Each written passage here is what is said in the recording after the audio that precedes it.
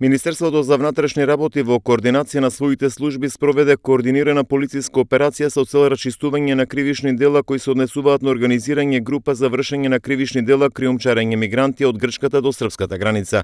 Станува збор за група од 12 члена која за последниве десетина месеци извршила криумчарење на над 100 мигранти за цена од 500 до 700 евра по лице.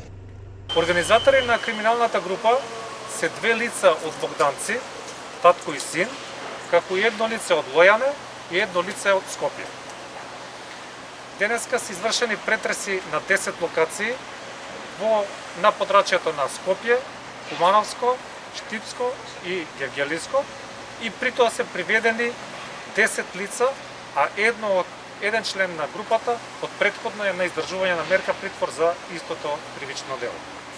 Инаку, начинот на трансферирање на мигрантите бил таков што лица, соработници на оваа група од Република Грција ги пренесувале преку нелегални премени во близина на Гевгелија и Доера и таму биле пречекувани од членови на криминалната група кои со возила, автомобили и товарни моторни возила ги пренесувале до Кумановско-Лепковскиот регион.